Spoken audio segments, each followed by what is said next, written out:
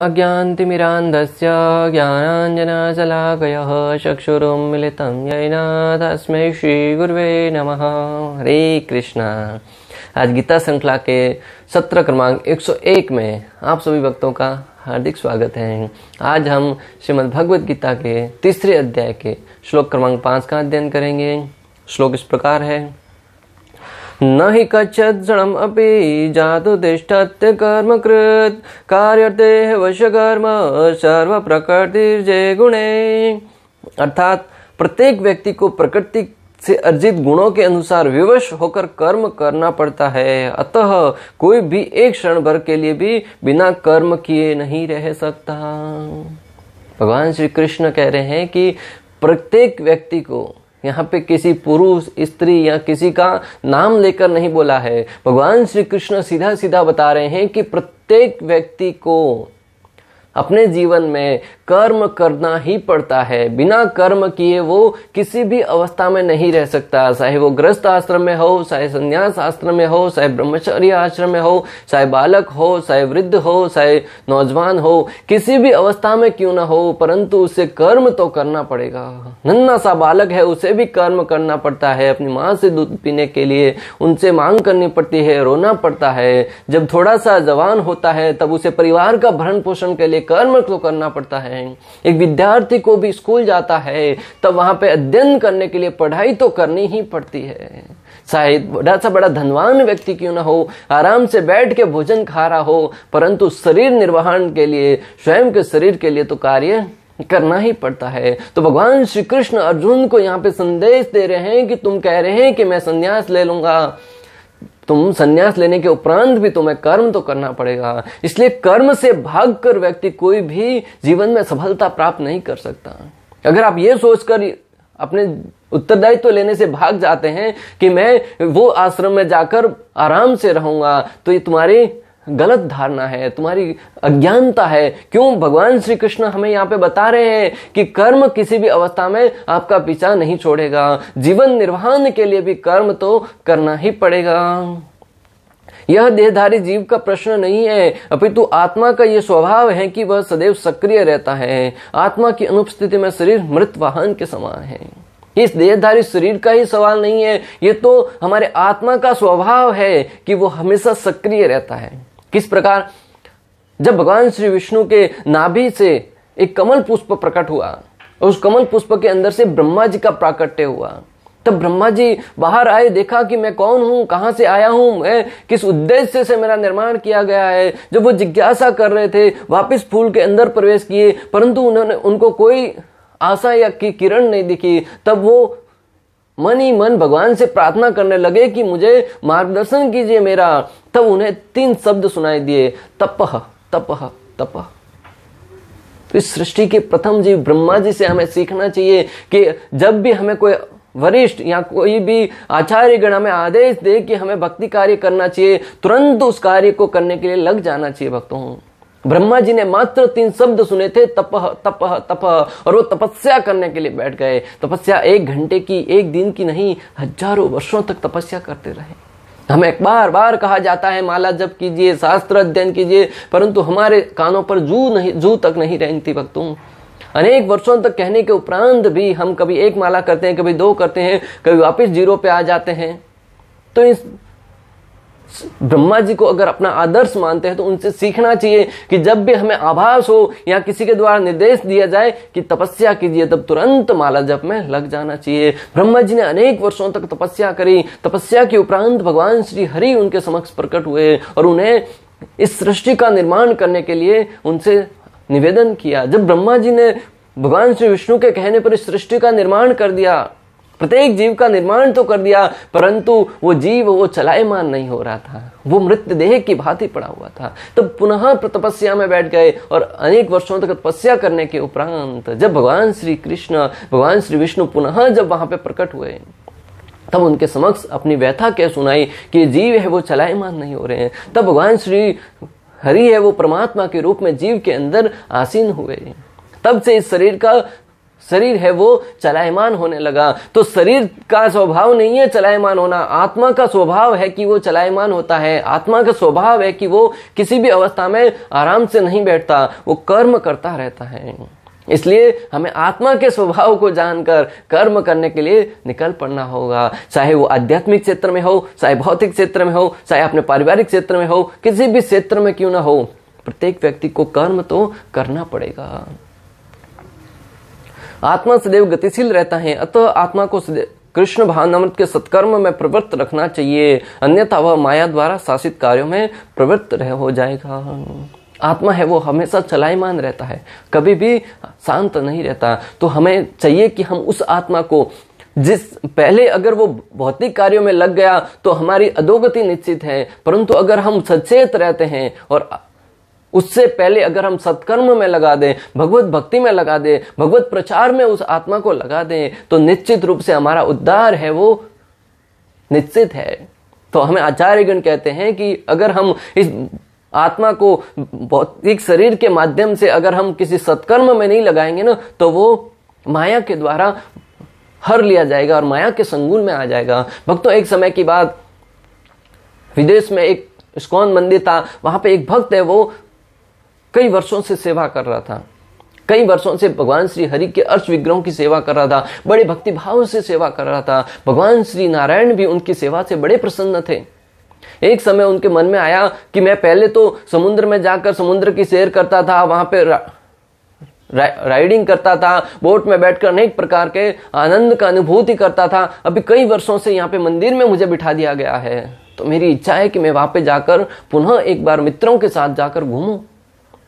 तो उन्होंने मंदिर में व्यवस्थापक था, उनको पत्र लिखा कि मुझे कुछ दिनों के लिए छुट्टी चाहिए, अभी जाने वाले को कौन रोक सकता है। तो उन्होंने कहा कि ठीक है, जाना चाहते तो जाइए, परंतु मेरा तो परामर्श है कि भगवान की सेवा छोड़ के मत जाओ। अगर भगवान की सेवा छोड़ के चले गए तो माया की सेवा में लगना पड़ेगा। आज आप देखेंगे कि हम जब भगवान के समक्ष जाते हैं तो दोनों हाथ ऊपर उठाकर भगवान के सामने नृत्य करते हैं, हरे कृष्णा कृष्ण कृष्ण हरे हरे, हरे राम राम राम हरे हरे। लोगों के मन में प्रश्न भी आते हैं, बोले भगवान के सामने जाकर दोनों हाथ ऊपर उठाकर नृत्य क्यों करते हैं?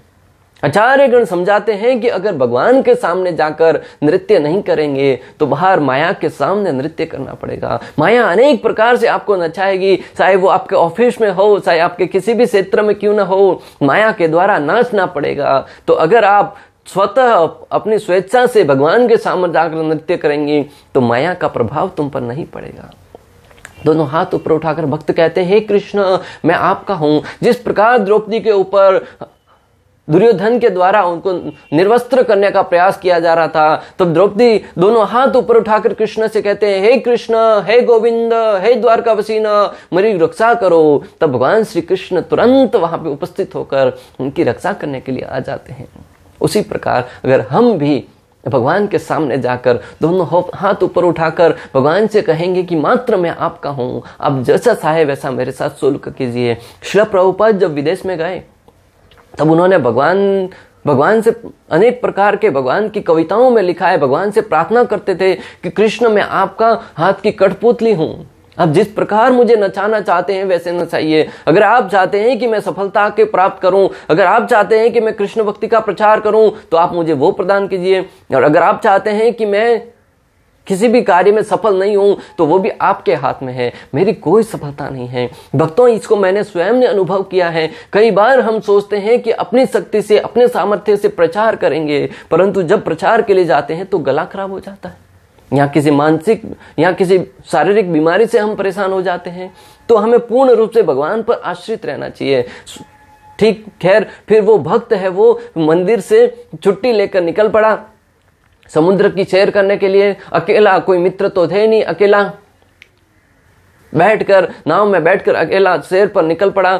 जैसे ही समुद्र के बीचों बीच गया, थोड़ा किनारे से बहुत दूर चला गया था, तब देखा कि एक व्हेल, बड़ी सी मछली है, वो उसकी तरफ आक्रमण करने की इच्छा से, आक्रमण करने की इरादे से उसकी तरफ आगे बढ़ रही थी।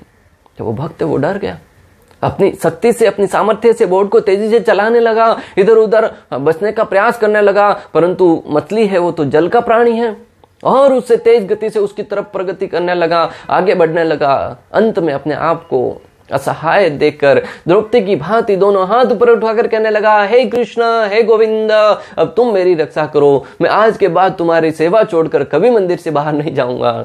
मैं तुम्हारी सेवा में हमेशा लगा रहता था, तब आपकी कृपा मुझ पर बनी रहती थी, परंतु अब मैं इंद्रिय भोग करने के लिए निकला हूं तो माया का प्रभाव मेरे ऊपर पड़ रहा है। उसको अंतिम आशा की किरण मात्र कृष्ण के ऊपर आशा थी, वरना बोले कि आज मुझे कोई नहीं बचा सकता। कुछ समय आंखें बंद करके प्रार्थना करता रहा, नरसिंह प्रेयर करता रहा। भक्तों, नरसिंह भगवान की प्रेयर है वो मुसीबत में ही याद आती है। आपने देखा होगा, जब कोई व्यक्ति ड्राइविंग के लिए निकलता है, घर से प्रारंभ करता है, अपनी जर्नी प्रारंभ करता है, तब नरसिंह प्रेयर गाता है, भगवान नरसिंह देव की आरती गाता है। वैसे कभी नरसिंह देव की आरती याद नहीं आती, परंतु जब व्यक्ति संकट में होता है तब नरसिंह भगवान को याद करता है। उस व्यक्ति ने बड़ी भक्ति भाव से, बड़े प्रेम से भगवान को पुकारा, तब भगवान श्री कृष्ण ने पता नहीं कैसे उसकी रक्षा करी। कुछ समय के उपरांत जब आंख खोलकर देखा तो वो मछली है वो वहां पे आ ही नहीं, पता नहीं कौन सी दिशा में चली गई। वो तुरंत भागा भागा मंदिर की तरफ आया। मंदिर में आकर भगवान के सामने प्रणाम करते हुए मंदिर के संस्थापक से कहने लगे कि आज के बाद मैं कभी मंदिर से बाहर नहीं जाऊंगा। मैं आपको जो बताना चाह रहा हूं भक्तों, कि अगर आप इस आत्मा को इस शरीर के माध्यम से भगवत सेवा में नहीं लगाएंगे तो स्वाभाविक है कि वो माया की सेवा में लग जाएगा। चाहे वो परिवार के रूप में हो, चाहे समाज के रूप में हो, चाहे अपने शरीर के स्वयं के रूप में हो। इसलिए हमें इस आत्मा को भगवत सेवा में लगाना चाहिए। आत्मा को भौतिक आकर्षणों से शुद्ध करने के लिए आवश्यक है कि शास्त्रों द्वारा आदिष्ट कर्मों में इसे संलग्न रखा जाए। आत्मा को भौतिक आकर्षणों से मुक्त रखने के लिए, क्योंकि भौतिक आकर्षण है वो बहुत ही आकृष्ट करने वाले हैं अपनी तरफ। किसी भी इंद्रिय तृप्ति की तरफ व्यक्ति न चाहते हुए भी उसकी तरफ हमेशा खींचा दौड़ा चला जाता है। तो हमें चाहिए कि हम इस आत्मा को, जो शास्त्रों के आदेश हैं, शास्त्रों का ज्ञान है, उसके द्वारा उनको शुद्ध करते रहें। जब व्यक्ति भक्ति में लगा रहेगा, हरे कृष्ण महामंत्र का जप करता रहेगा, शास्त्रों को सुनता रहेगा, आचार्यों के मार्गदर्शन में, तब वो निश्चित रूप से जो भौतिक जगत के जो आकर्षण है वो तो आपके प्रति हमेशा बने रहेंगे, परंतु उन आकर्षणों के प्रति उनको रोकने की शक्ति आपके अंदर आ जाएगी। कई बार हमें, जब व्यक्ति भक्ति में नहीं होता है तो न चाहते हुए भी किसी भी ऐसे कार्य की तरफ उसको खींचा दौड़ा चला जाता है जो समाज के लिए, जो अपने स्वयं के लिए निंदनीय है। परंतु जब व्यक्ति भक्ति में आ जाता है तब ऐसे कार्यों को मना करने के लिए उसके अंदर से शक्ति आती है, सामर्थ्य आता है, तुरंत गलत कार्यों को करने के लिए मना कर देता है। भक्तों, जब कोई मित्र अगर आपस में एकत्रित होते हैं, कोई व्यक्ति सिगरेट बीड़ी नहीं पीता है, नशा नहीं करता है, परंतु मित्रों के आग्रह करने पर वो कहता है ठीक है एक दिन पी लेते हैं, परंतु जैसे ही वो भक्ति में आता है, ना यानी कि ना, बिल्कुल नहीं। नशे की वस्तुओं को पीना तो दूर की बात है, जहां पर व्यक्ति पीता है वहां पर वो रुकेगा भी नहीं। ये है भक्ति का पावर, ये है शास्त्रों की शक्ति।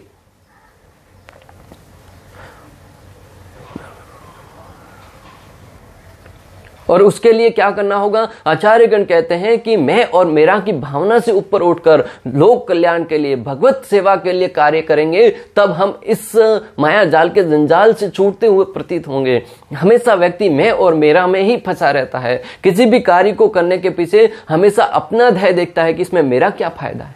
अब अक्सर आपने जीवन में कभी अनुभव किया होगा कि कोई भी कार्य करने के लिए किसी के पास जाइएगा, वो पहले यही प्रश्न करेगा, इसमें मेरा क्या हित है।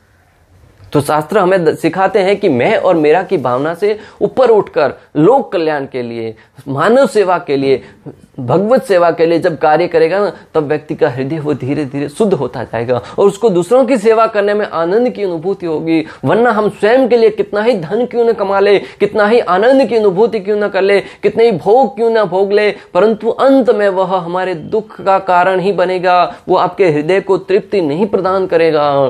क्यों? क्योंकि वो इंद्रिय भोग से जो आप सेवा करेंगे, जो आप स्वयं की सेवा करेंगे, वो आगे चलकर आपके दुख का कारण ही बनेगा। इसलिए अपने इस मानव जीवन प्राप्त हुआ, इसको दूसरों की सेवा में इसको समर्पित कर दीजिए। चाहे वो भक्तों के रूप में हो, चाहे भगवान के रूप में हो, चाहे मानव के रूप में हो, परंतु सर्वश्रेष्ठ सेवा है नारायण की सेवा।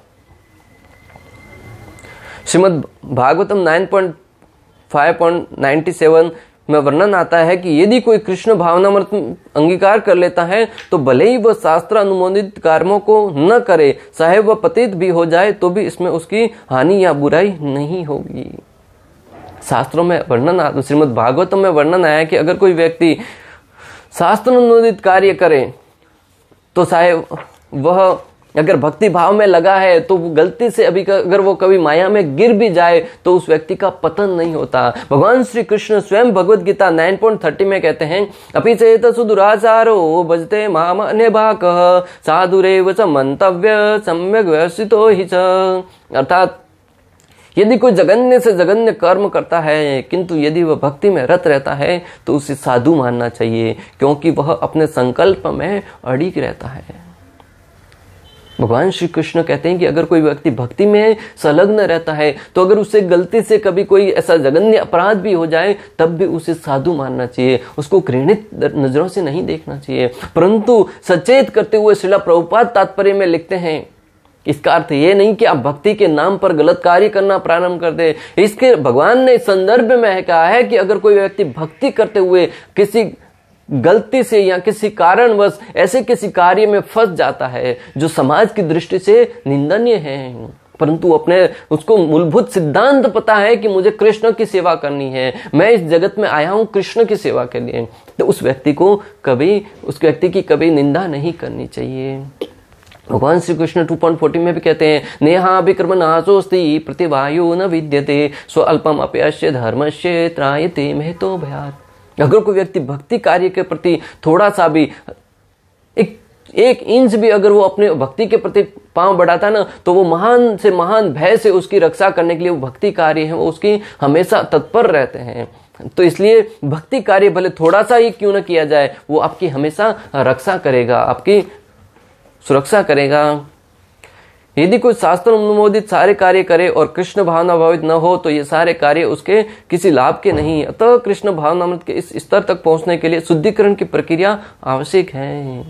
अगर कोई व्यक्ति शास्त्र अनुमोदित सारे कार्य करे परंतु उसकी श्रद्धा श्री कृष्ण भावनामृत में नहीं है, अगर वो कृष्ण भावनामृत में रहकर नहीं करता है तो वो सारे के सारे कार्य हैं वो उसके अहंकार को बढ़ावा देंगे, उसके अंदर जो गर्व है उसको बढ़ावा देंगे। दृष्टांत भक्तों आप भलीभांति जानते हैं, रावण है उसने अनेक शास्त्रों को पढ़ा था, ऐसा कोई शास्त्र नहीं है जिसे उसने नहीं पढ़ा हो। महान भक्त भी था भगवान भोलेनाथ का, बड़े बड़े तपस्याओं को कराता। ऐसी तपस्या आप और हम तो कभी सपने में भी नहीं सोच सकते। स्वयं के सर काटकर भगवान के सामने अर्पण कर दिए थे। ऐसी तपस्या, ऐसी उग्र तपस्या हिरण्यकशिपु को ले लो, उन्होंने हजारों साल तक एक अंगूठे पे खड़े रहकर ब्रह्मा जी की तपस्या करी थी। ऐसे तपस्याओं को सुनकर हमारे अंदर तो ऐसे भाव आता है कि उन्होंने कैसे किया होगा। अगर आप और हम दिन में कम से कम 8-16 माला करते हैं और सोचते हैं कि बड़े तपस्वी हैं तो भूल जाइए भक्तों, बड़े से बड़े तपस्वी रावण और हिरण्यकशिपु थे, परंतु फिर भी वो भगवान श्री विष्णु से द्रोह करते थे। कृष्ण भावनामृत में कार्य नहीं करने के कारण उनकी गति क्या हुई आप और हम सब भली भांति परिचित हैं। रावण भगवान के हाथों मारा गया, हिरण्यकशिपु है वो नरसिंह देव के हाथों मारा गया और अंत में उनको एक राक्षस की पद्धति प्राप्त हुई। अगर आपके अंदर भी भले शास्त्रों का ज्ञान है परंतु अगर भक्ति भाव नहीं है, अगर कृष्ण भावनामृत में कार्य नहीं कर रहे हैं तो हमारे अंदर भी कहीं न कहीं हिरण्यकशिपु है, रावण है, वो गुण है हमारे अंदर विद्यमान है।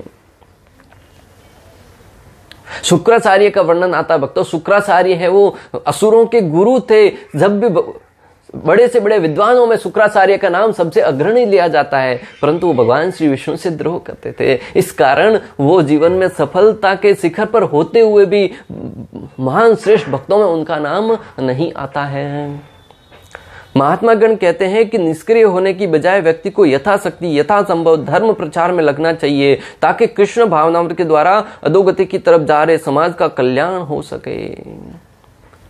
महात्मा गण कहते हैं कि व्यक्ति को निष्क्रिय होने की बजाय, अपने कर्म कार्यों से भागने की बजाय कृष्ण भावनामृत में लगकर भगवत सेवा में लगना चाहिए, जिससे अधोगति की तरफ जा रहे व्यक्तियों को भगवत सेवा में लगाकर उनका उद्धार किया जा सके। श्रील प्रभुपाद से एक बार किसी ने कहा कि आप तो सन्यासी हैं और सन्यासियों के लिए समुद्र को पार करके फ्लाइट में घूमना ये सब तो वर्जित है। आप एक स्थान पर बैठकर भक्ति कार्य कीजिए, आपको इतना घूमने की क्या आवश्यकता है। तब श्रील प्रभुपाद कहते हैं कि आज का जो कलयुग का जीव है वो बड़ी तेजी से नर्क की तरफ प्रगति कर रहा है। अगर मैं उनके पीछे चलकर जाऊंगा, अगर उनके पीछे मैं फ्लाइट में बैठकर नहीं जाऊंगा तो वो नर्क की तरफ मेरे से आगे निकल जाएंगे, इसलिए फ्लाइट में बैठकर उनके पकड़ कर उनको भक्ति कार्य में लगाकर मैं नर्क से बचा रहा हूं। तो हमें भी श्रील प्रभुपाद के एक सैनिकों की भांति हमें अपने जीवन का सर्वोच्च देते हुए यथाशक्ति यथासंभव कृष्ण भावनामृत का प्रचार करते हुए, कृष्ण भक्ति का प्रचार करते हुए जो मानव समाज है अधोगति की तरफ प्रवेश कर रहा है, नर्क की तरफ प्रवेश कर रहा है, उनको पकड़कर श्री कृष्ण की सेवा में लगाकर उनका उद्धार करने का कार्य कीजिए भक्तों। और ये कार्य है वो सर्वश्रेष्ठ कार्य है। ये कार्य आपको जीवन में अलग ही आनंद प्रदान करेगा। कभी आप देखिए तो सही करके किसी एक व्यक्ति को मंदिर से जोड़ दीजिए, और जब वो भक्त जीवन में प्रसन्न रहेगा ना, जीवन के अनेक प्रकार की चिंताओं से मुक्त हो जाएगा, तब आपको स्वयं को अंदर अलग ही आनंद की अनुभूति होगी भक्तों। तेरा तुझको अर्पण प्रत्येक व्यक्ति श्री कृष्ण की सेवा में लगाकर प्रसाद रूप में स्वीकार करे। हम अक्सर प्रार्थनाएं गाते हैं तेरा तुझको अर्पण, परंतु क्या देते हैं भगवान को? व्यक्ति की महत्वाकांक्षा तो देखिए, जब मंदिर में जाता है तब दोनों हाथ जोड़ के भगवान से मांगता है, और जब वहां से उसको धन प्राप्त हो जाता है तो वही व्यक्ति जो धन भगवान के सामने प्रार्थना करके प्राप्त किया था, वह व्यक्ति उस धन को भगवान का मंदिर बनाने में या चढ़ावा लेने में बड़े गर्व से सीना चौड़ा करते हुए ऐसा सोचता है कि मैं भगवान को दान दे रहा हूं, और बड़े गर्व से प्लेट के ऊपर अपना नाम लिखवाता है कि फलाने व्यक्ति ने चढ़ावा लिया। अरे थोड़ा सा अंदर झांक कर देखिए कि वो धन भी तो भगवान की कृपा से ही प्राप्त हुआ है। कोई व्यक्ति भगवान के सामने प्रार्थना करता है कि अगर मुझे इतना धन प्राप्त हो गया, मेरा बिजनेस अच्छा चलने लगा, तो मैं भगवान का मंदिर बनवा लूंगा। परंतु बनाया था मंदिर भगवान की कृपा से, जब मंदिर बन जाता है तो उसके ऊपर बड़ा नाम लिखवाता है कि फलाने फलाने व्यक्ति ने भगवान को भेंट किया। अरे हम होते कौन है भगवान को भेंट करने वाले? तेरा तुझको अर्पण भगवान का था, भगवान को दे दिया, उसमें अपना नाम लिखवाने की क्या आवश्यकता है? तो हमें सचेत रहना चाहिए कि जब भी कई मंदिरों में दान दे तब नाम मत लिखवाइए। अगर नाम लिखवाएंगे ना तो आपका जो दान दिया था उसका कोई फल नहीं मिलेगा। क्यों? क्योंकि दान के बदले में आपको लोगों की सस्ती प्रशंसा मिल गई, लोगों की वाहवाही मिल गई, फिर वो परमात्मा के उधर आपकी एंट्री नहीं होगी। दान देना है, गुप्त दान दीजिएगा। हाँ, कभी कभी नाम देना भी आवश्यक होता है। क्यों? क्योंकि दूसरों को प्रेरणा प्रदान करने के लिए। परंतु हमें अंदर भाव पता होना चाहिए कि मैं भगवान का दास हूं, जो था कृष्ण का था, कृष्ण को सेवा में लगा दिया, उसमें मेरा नाम कहीं नहीं आना चाहिए। अगर कोई दूसरा व्यक्ति नाम दे दे दूसरों को प्रेरणा प्रदान करने के लिए तो अलग बात है, परंतु अंदर से कभी गर्वित मत होना, अंदर से अहंकार को मत आने देना भक्तों। वो अहंकार आपके अधोगति का कारण बनेगा, आपको ले डूबेगा। प्रत्येक कार्य के अंत में चाहे यज्ञ हो यह कहकर संपन्न किया जाता है कि नारायणम समर्पयामि। प्रत्येक कार्य चाहे यज्ञ हो या कोई भी कार्य क्यों न हो, अंत में किसी भी देवी देवता का यज्ञ क्यों न हो, अंत में यही कहा जाता है नारायणम समर्पयामि, कि सारा का सारा फल है वो भगवान श्री नारायण को समर्पित किया जाता है।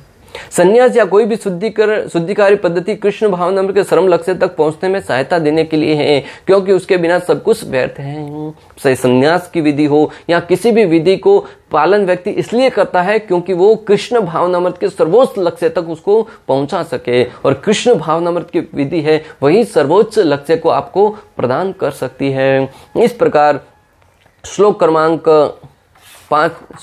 5 का भक्ति वेदांत तात्पर्य पूर्ण हुआ। अंत तक हमारे साथ बने रहने के लिए आप सभी का हृदयपूर्वक प्रेम पूर्वक बहुत बहुत धन्यवाद। श्रील प्रभुपाद की जय, श्री श्री राधा गोपीनाथ भगवान की जय, श्रीमद् भगवद गीता की जय। हरे कृष्णा कृष्ण कृष्ण हरे हरे, हरे राम राम राम हरे हरे।